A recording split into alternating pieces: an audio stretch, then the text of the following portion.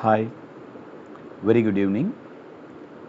In this video, we discuss about isolation and characterization of stem cells.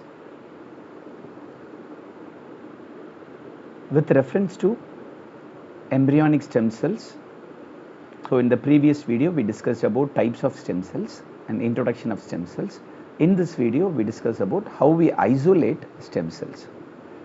So, this particular embryonic stem cells comes under the category or the potency called pluripotency in nature, because which can produce any cells that we want to culture in the in vitro condition.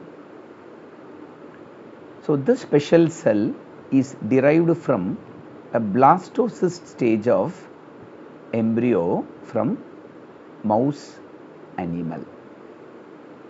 Why we prefer a blastocyst stage embryo for isolating embryonic stem cells?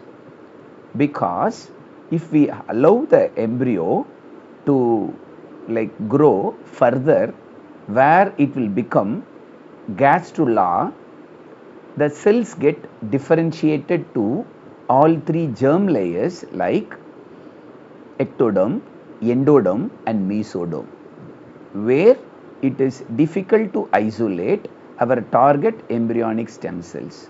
Therefore, we allow embryo to grow only up to blastocyst stage to isolate this embryonic stem cells.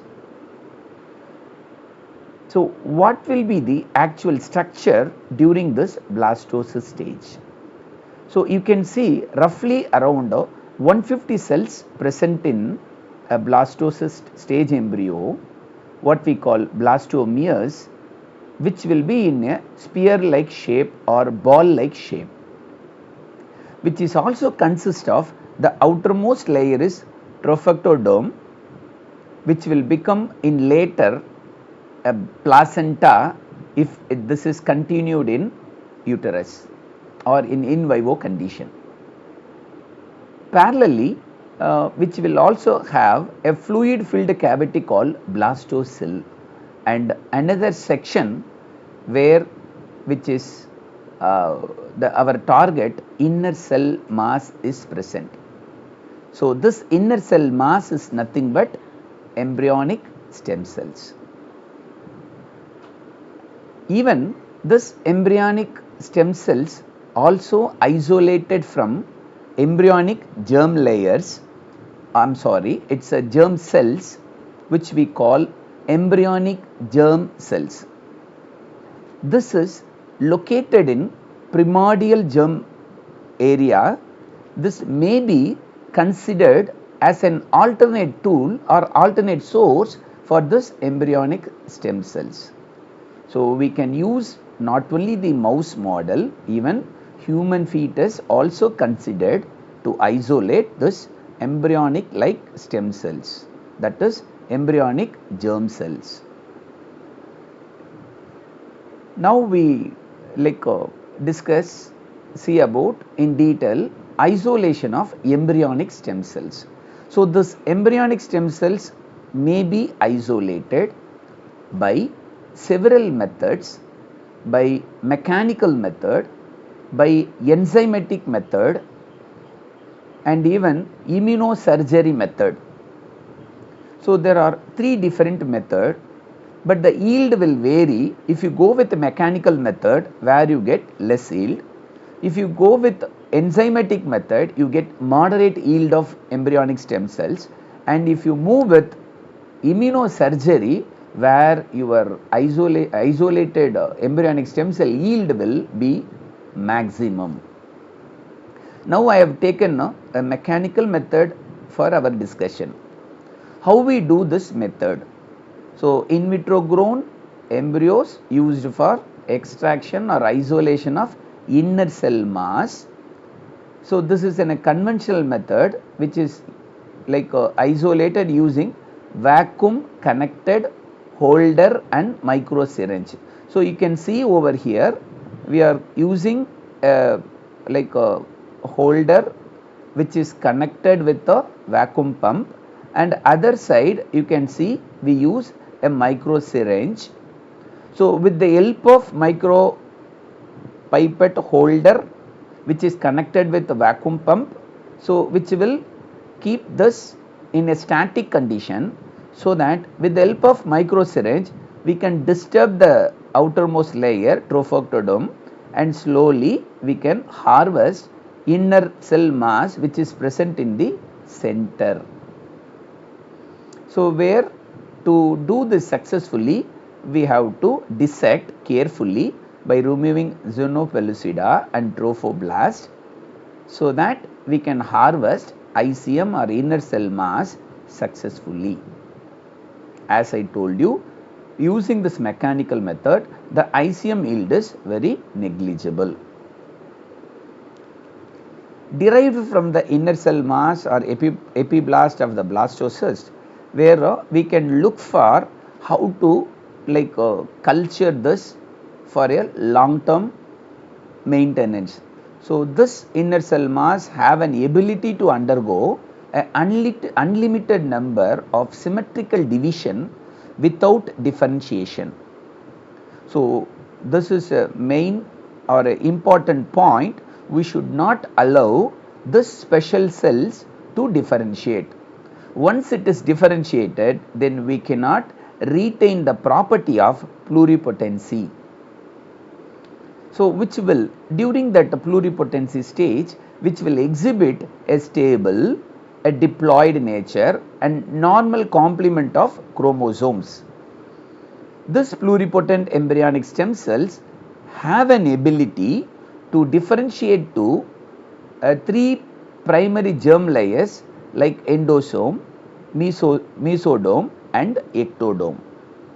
So upon putting this in a special medium, if you want to bring any cells from endodome or mesodome or ectodome, which is possible by adding or supplementing a wanted patterning factors, which is very specifically go and bind and activate that particular signaling molecule responsible to produce only that single type of cells. Culture of mouse embryonic stem cells in a in vitro condition. So to culture this embryonic stem cells, we need a pre-required cell called feeder cells. So this feeder cells is prepared from mouse embryonic cells. So the ability of the cells which will supply or which will act as a supporting medium where this embryonic stem cells will attach. Secondly, this feeder cell will secrete certain growth factor which is responsible for proliferation of this embryonic stem cells. Most of us will have a question in our mind: if we allow feeder cells to grow along with embryonic stem cells, in later stage, won't this feeder cell will dominate and won't this embryonic stem cell get killed or inhibited? So this question is a right question. We do not use the live feeder cells to grow along with this embryonic stem cell. We inactivate these feeder cells before subjecting for embryonic stem cell culture, either using mitomycin C or by UV irradiation. This feeder cells will get inhibited. Only then we mix with this embryonic stem cell to support as a supporting medium or supporting cell, where this act as a substrate or helping to secrete certain growth factor which will promote this embryonic stem cell to divide in a faster rate.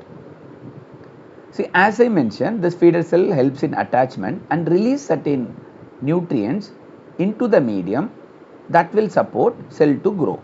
Mouse embryonic stem cell undergo a division spread over the surface of the dish provided. Over the course of several days, this embryonic stem cell proliferate and begin to crown, or which will become like a confluent growth. In that particular stage, we have to passage the cells so that we can maintain for any number of days.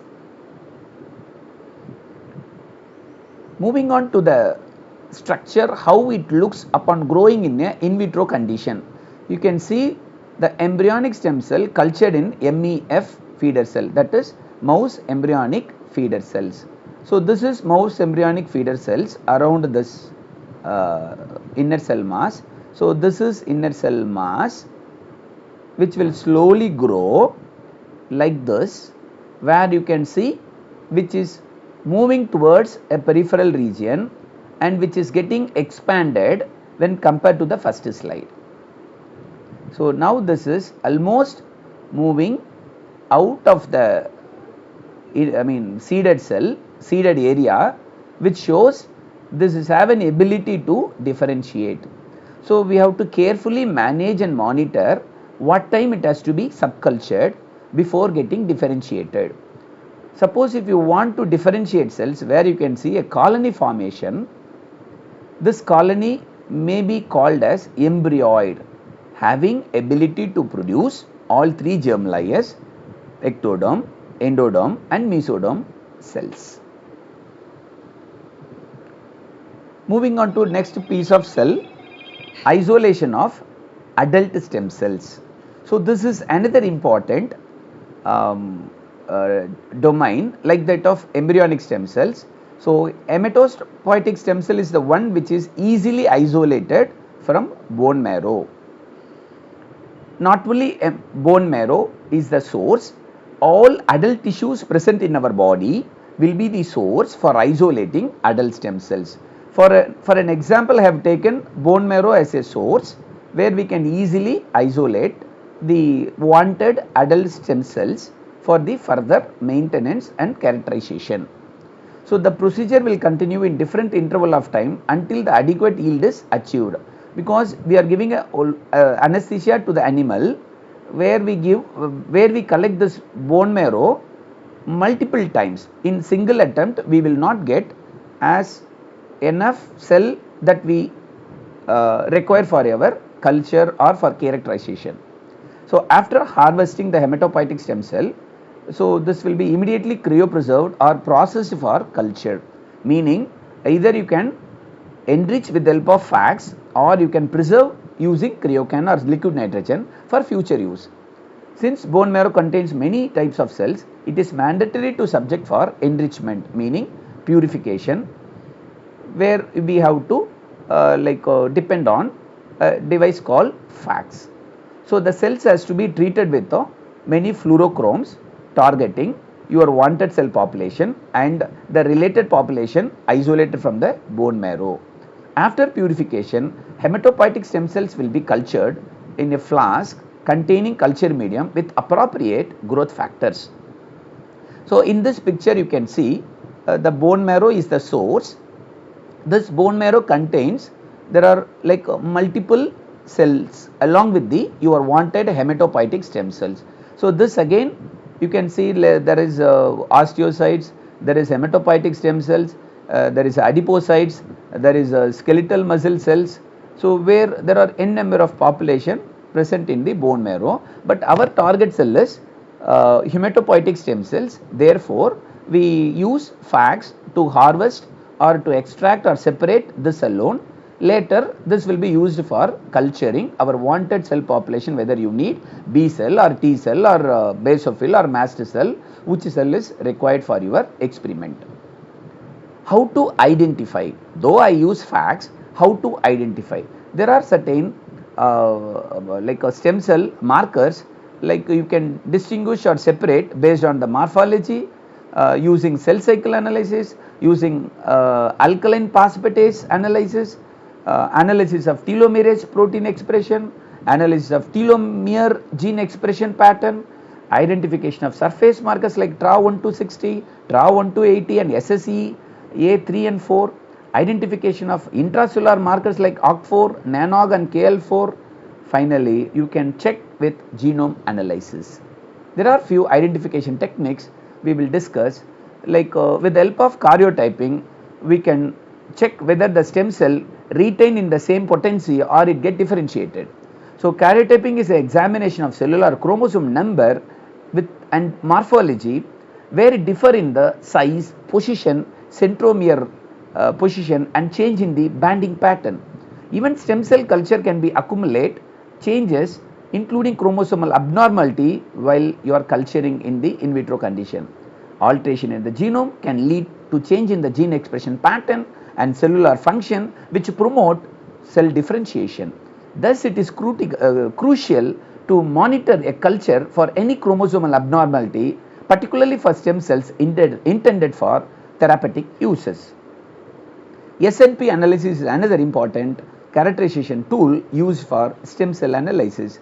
Single nucleotide polymorphism, single base pair mutation within a region of DNA are the most common type of genetic variation occur during cell culture.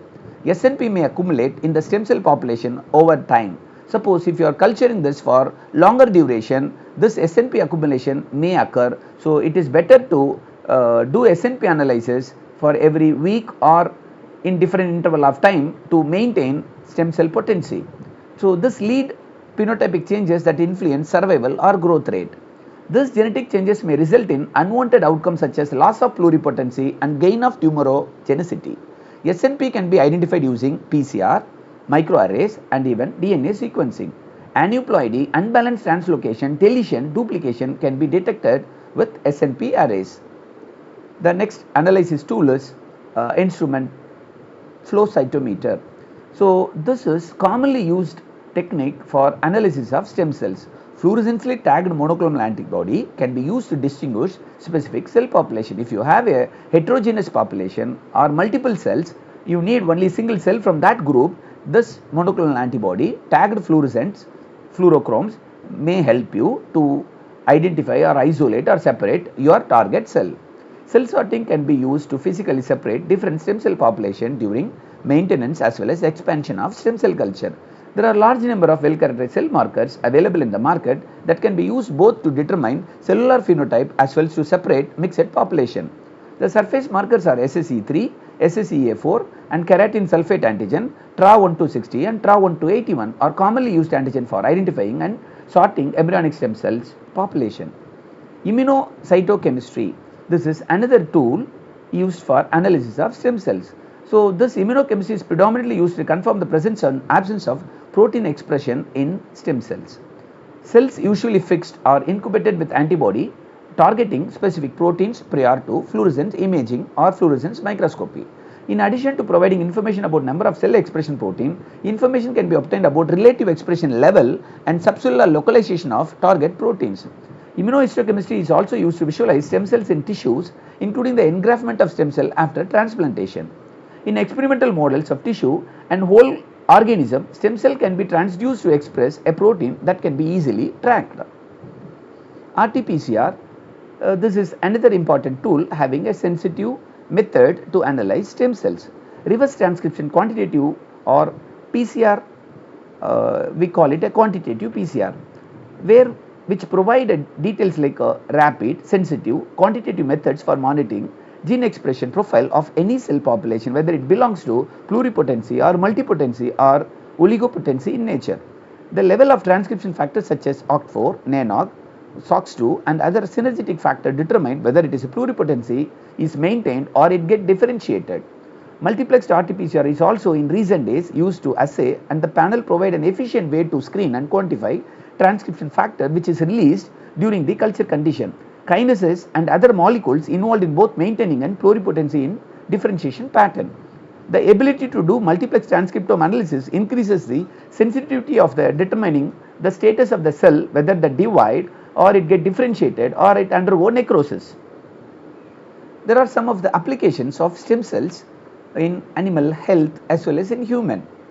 Tendonitis, osteoarthritis, bone repair, spinal cord injuries, myocardial infarcts, solid organ transplantation, leukemia, testis xenografting, spermatogonial stem cell transplantation, transgenic animals, gene therapy are some of the applications of stem cells. Thank you for watching this video. We will meet in next video.